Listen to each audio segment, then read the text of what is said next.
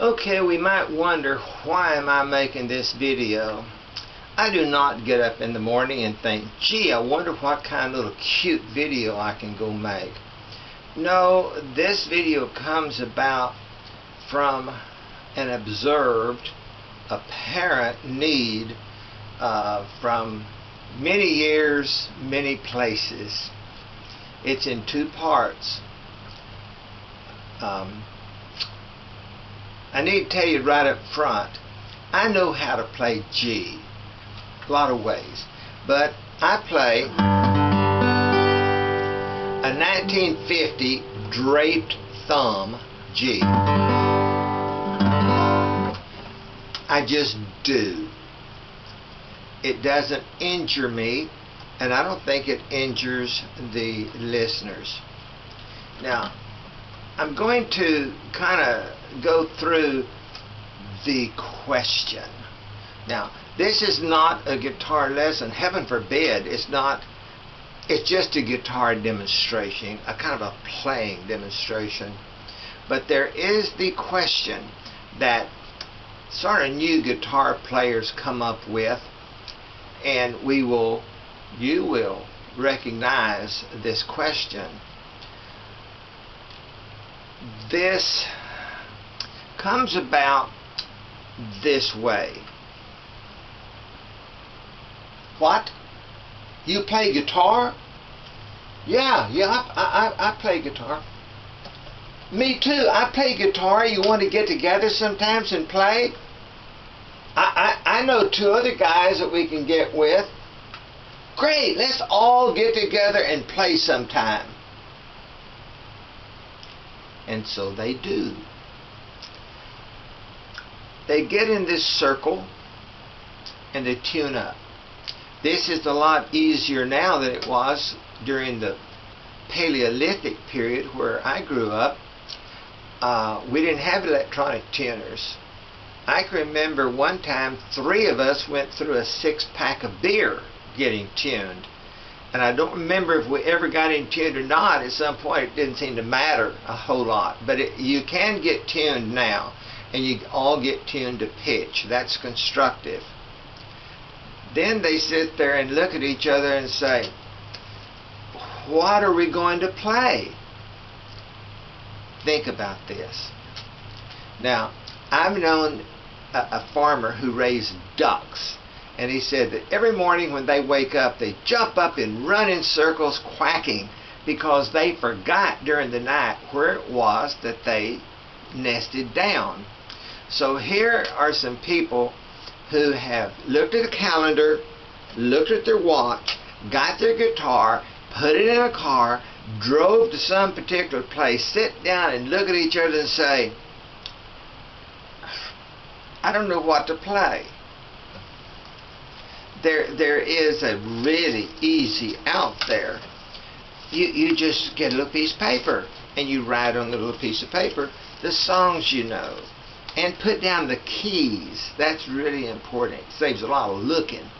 So, like on my little list, it has Goodbye Miss Liza, a fun song I like. Beside that is 6-string guitar. I don't use my 12-string for that song. C, parentheses D. That tells me I am using C-shaped chords. There'll be a lot about shaped chords in just a minute. C-shaped chords, but I got a capo on it, and I'm really in D. And I have FL. I play it with a flat pick, not finger picks. So, this is just a little bit of courtesy. So when you get in a circle and you look at each other, you kind of why you're there. So everybody's tuned up, and then what happens next? So then somebody says, I know a song in D. Let's play it in D. And all 4 guys with 4 flat top grabs this D. And they start strumming.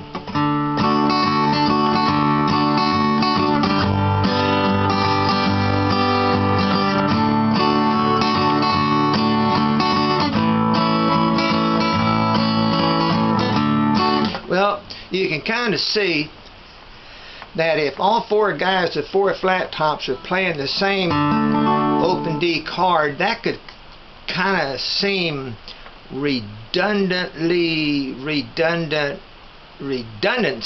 maybe. So I'm going to suggest that there's other ways for four guys playing four flat tops. They may say, let's do it in A. No problem. Everybody grabs this A. So I'm going to suggest you use one of these.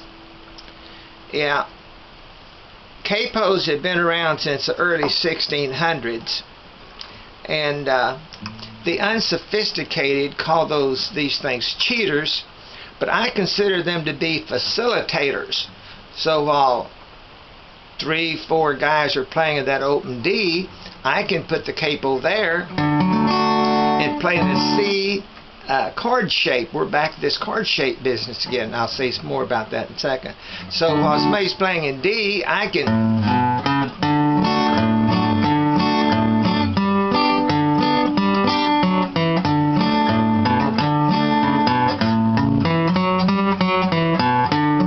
sort of fill in the holes. It just makes a wider range of music. If they say, well, let's do it in A, no problem, we'll do it in A. I'll do a G chord shape and do it in G. So use a facilitator to get some variation when you have four guys sitting around with four flat tops playing the same chords. Now, this sort of ends the first part. I said there was two parts of this, so I'll go ahead and go on to the second part now.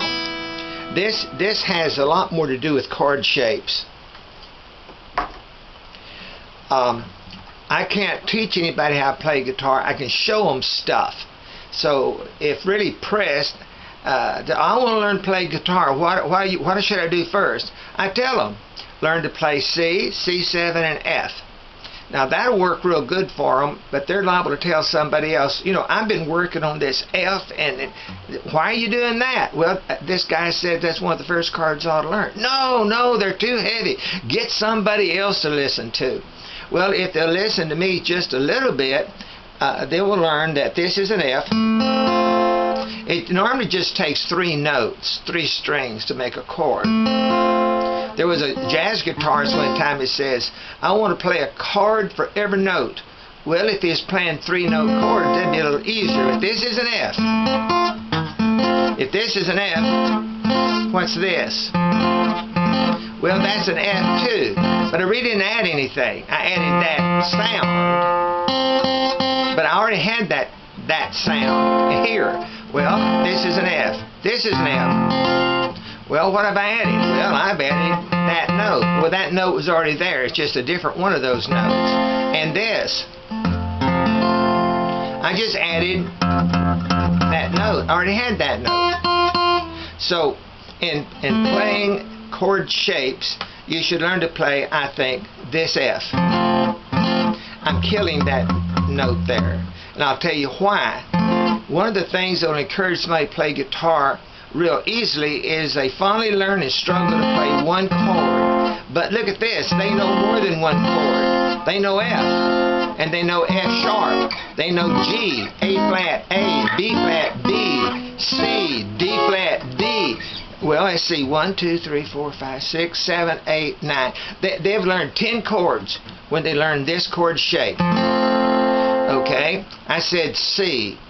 Well, C is a little different kind of chord. You got to have some spaces between your fingers for the open strings to play. And in most of the chords, it seems kind of like a little rule that if you put your little finger down the most convenient place, you've made that chord a 7th.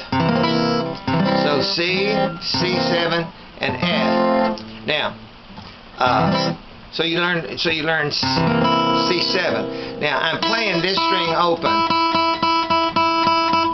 But when I go up the neck, I'm going to let this meaty part of my finger there kill that skinny string. So I've learned C7. I've also learned B flat 7, D7, E E7, E flat 7, E7, F7, F sharp 7, G7, etc. So I just learned another 10 chords. I've learned 2 chord shapes, and I've learned 20 chords. That ain't bad. That's good return. Now, just for the fun of it, okay. This is an F minor. So you learn this chord shape, 2-finger chord. Now you know F minor, and you know F sharp minor, you know G minor, A flat minor, A minor, B flat minor, B minor, etc. Now, so you just learn another 10 chords. You got 3 chord shapes, you know 30 chords. Good. Now, this is an A that everybody knows. And now I'm going to add, same note, I'm going to add this, but there's a point to this A. See where my little finger is on that dot? If I put an F chord shape where my little finger is, this is A. This is A. Well, that's neat. This is A. This is A. So if this is A, this must be B flat. This must be B. Now we know that, you know, just learn another 10 chords. Now, we know this is A. A7. Well, if this is A7, duh, I know A7, I know, see, right on up the neck. Another 10 chords you just learned. So, about these chord shapes, it's really important that you kind of think in chord shapes. In a little bit, you don't care what they're called, you just know what sounds they make and when you need to make those sounds. But there are things that kind of like blocks of chords that work good together. For instance, F, C7, they work good together. Well, so does G and D7, or A and E7. So there's little blocks that work good together.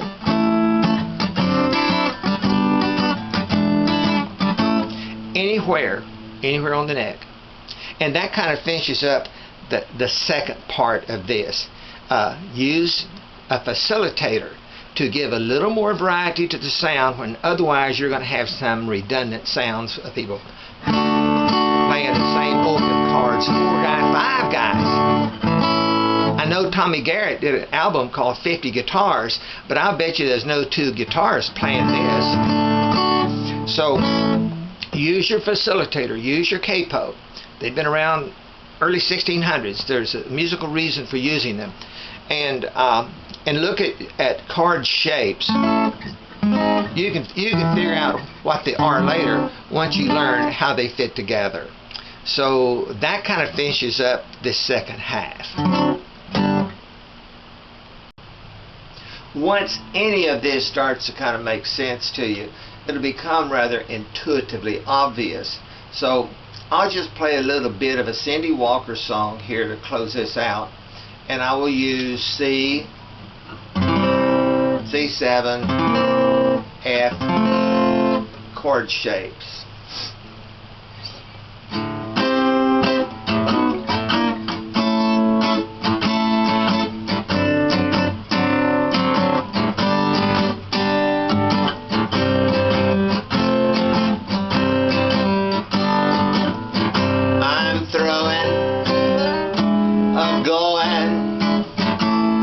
Away.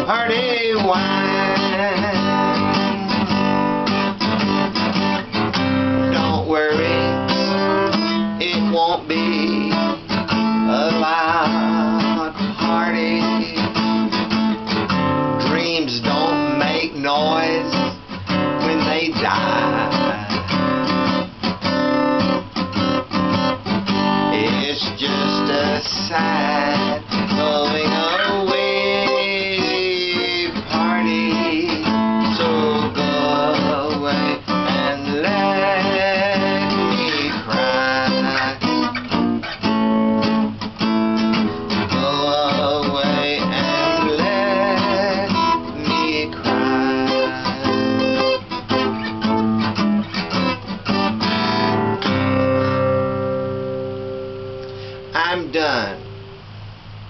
Bye.